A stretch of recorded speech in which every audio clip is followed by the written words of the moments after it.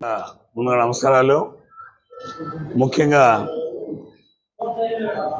గడిచిన 10 సంవత్సరాలు అంటే 2014 ఎలక్షన్స్కి ముందు ఒక 2 నెలల ముందు నూజివీడు నియోజకవర్గానికి తెలుగుదేశం పార్టీ ఇన్ఛార్జిగా రావడం జరిగింది. మరి అప్పటి నుంచి ఇప్పటి వరకు కూడా నూజివీడు నియోజకవర్గంలో తెలుగుదేశం పార్టీకి మరి నాయకులు కానివ్వండి, కార్యకర్తలు కానివ్వండి, అభిమానులు కానివ్వండి, అప్పుడున్న పరిస్థితి ఏంటో మీరు అందరికీ కూడా తెలుసు. అప్పుడు ఇన్ఛార్జి కూడా నేను వచ్చేసరికి ఇన్ఛార్జి కూడా ఎవరు లేరు. ఎందుకంటే ఆ రోజు చిన్న రామకోట గారు తెలుగుదేశం పార్టీ అభ్యర్థిగా గెలిచిన సంవత్సరాల 2 సంవత్సరాల లోపే ఇక్కడ ఉన్నటువంటి పరిస్థితులను బట్టి ఆయన ఇంకో పార్టీలోకి మారిపోవడం కూడా జరిగింది. అయితే అప్పటి నుంచి ఇప్పటి వరకు కూడా నేను 2014లో ఓడిపోయినప్పటి నుంచి మరి ఇదే విధంగా ఇక్కడ తెలుగుదేశం పార్టీ ఆఫీసు గతంలో ఏనాడు కూడా మరి ఇలాంటి ఆఫీసు మీరు చూసే ఉంటారు, ఎక్కడ నాకు తెలిసి లేదు. కానీ ఇక్కడ ఈ ఆఫీసు బిల్డింగ్ కట్టించడం కానివ్వండి, ఆఫీస్ స్టాఫ్ కానివ్వండి, అన్ని కార్యక్రమాలు అన్నీ కూడా రాష్ట్రంలో తెలుగుదేశం పార్టీ ఏదైతే మరి ఏవి పేల్పించిందో అవన్నీ కూడా ఎక్కడ ఆపకుండా ప్రతి కార్యక్రమం కూడా నిర్వహించడం కూడా ఈ ఆఫీసులో జరిగింది.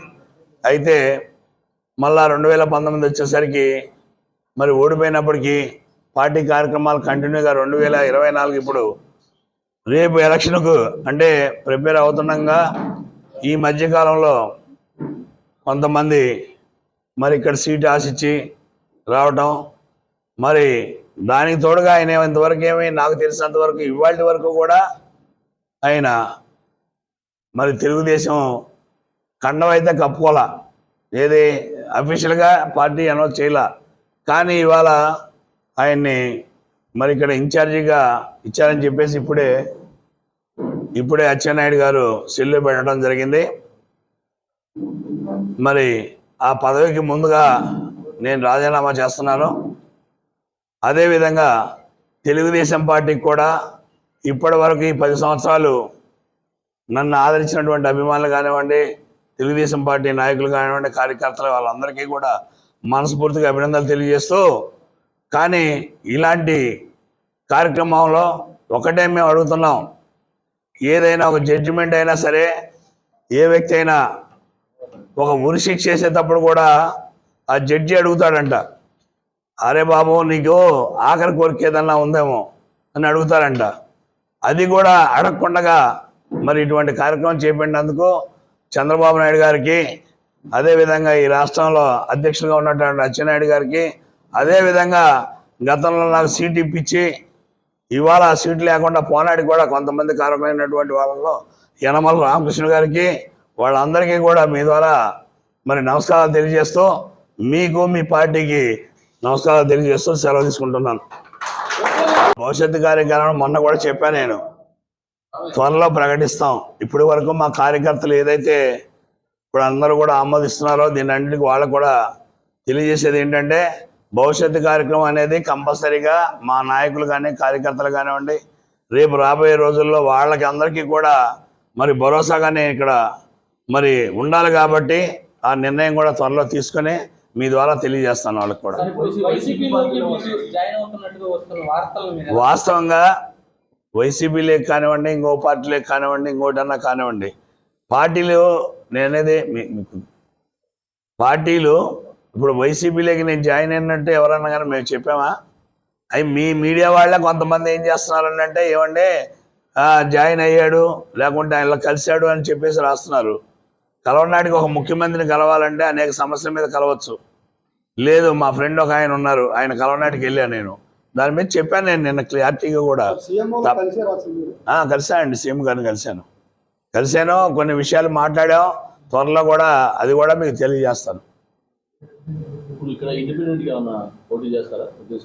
ఆ నిర్ణయం అంతా కూడా త్వరలో మా కార్యకర్తల అభిమానం వాళ్ళు చెప్పిన దాన్ని బట్టి మేము నడుస్తాం.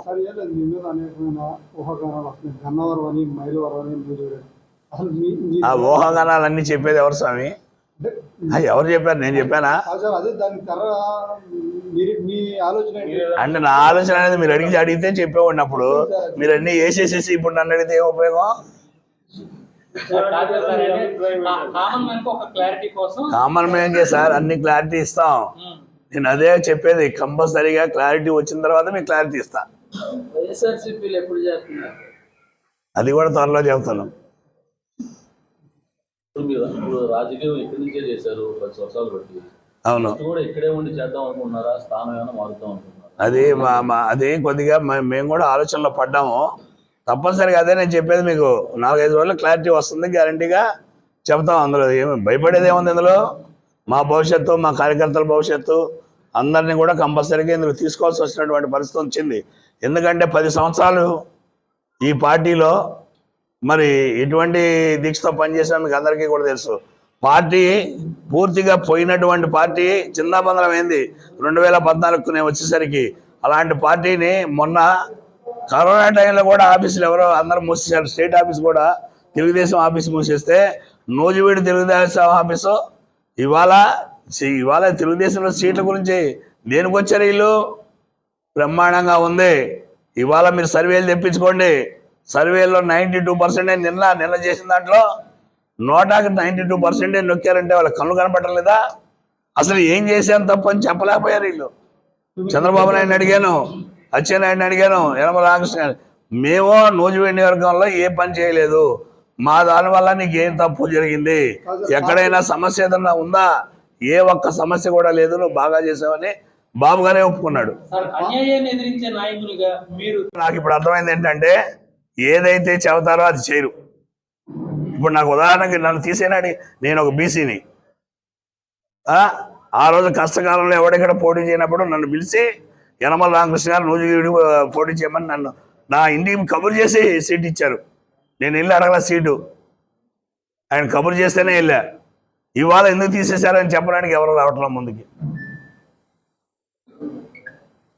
అందుకనే పుట్టగతులు లేకుండా పోయే పరిస్థితి వస్తుంది ఈ పార్టీకి. ఏది ఈ అంశం పోరాడినాడికే కదా ఇప్పుడు సిద్ధమైంది. అందుకనే కదా బోర్డు కూడా తీసేసింది. గ్యారంటీగా పోరాడతాం. గ్యారంటీగా ఎవరైతే నన్ను ఇంతవరకు వాడుకొని ఈ రకంగా బయటికి గెంటేశారో వాళ్ళంతా కూడా చూస్తాను, వాళ్ళ పార్టీ సంగతి కూడా చూస్తాను.